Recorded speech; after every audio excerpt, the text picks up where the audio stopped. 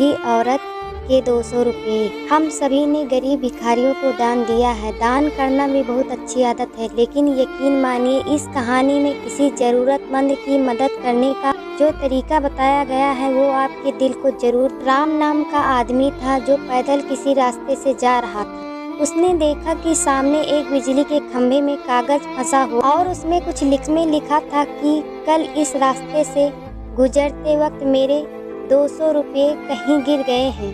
मैं बहुत बूढ़ी हो चुकी, साफ नहीं दिखाई देता है। कृपया कहीं भी अगर किसी को मेरे गिरे हुए 200 रुपये मिले तो कृपया करके उस पते पर पहुँच। नीचे दिए गए पते को पढ़ने के बाद राम का मन वहाँ जाने को करने लगा। राम ने उस पते को याद किया और वहाँ की तरफ निकल पड़ा। वहाँ जाने के बाद उसने आवाज़ लगाई तो उसने देखा कि गली की आखिरी हिस्से में एक झोपड़ी है और वहाँ एक बूढ़ी औरत लाठी के सहारे बाहर निकल रही है। वह आदमी जानता था कि बूढ़ी औरत वहाँ अकेली रहती। बूढ़ी औरत के आने पर राम ने उसे बताया कि माँ जी, मुझे आपके गिरे हुए 200 रुपये का नोट मिला। आ रहे आपके 200 रुपये।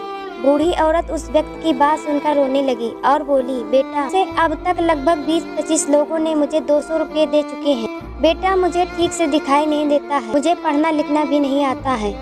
पता नहीं किसने मेरी हालत देखकर मेरी मदद करने के लिए ऐसा किया। राम के बहुत कहने पर उस बूढ़ी औरत ने 200 रुपये लिए, लेकिन उस राम से विनती करते हुए कहा, बेटे, जाते समय संदेश फाड़ कर फेंक देना। ना जाने किसने मुझ पर दया करके ऐसा किया।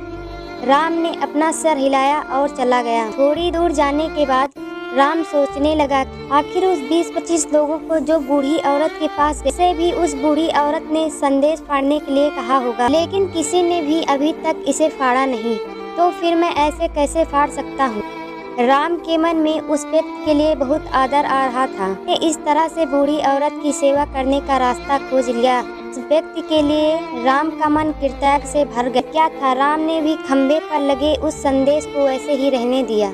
दोस्तों, ये कहानी हमें सिखाती है कि हमारे मन में केवल कर्म करने की इच्छा होनी चाहिए। मदद करने के लिए कई रास्ते। अगर हमारे अंदर किसी की मदद करने की इच्छा है तो हम किसी न किसी रूप में जरूरतमंदों की सेवा कर सकते। यही कहना है, कर्म तेरे अच्छे हों, किस्मत तेरी दासी है। कर्म तेरे अच्छे हैं तो किस्मत तेरी दासी है। नियत तेरी अच्छी है तो घर में मथुरा काशी। तो अगर आपको हमारी कहानी अच्छी लगी हो तो प्लीज़ कमेंट करना बिल्कुल ना भूलें। प्लीज़ हमारे चैनल को लाइक सब्सक्राइब जरूर करें। धन्यवाद। जय हिंद।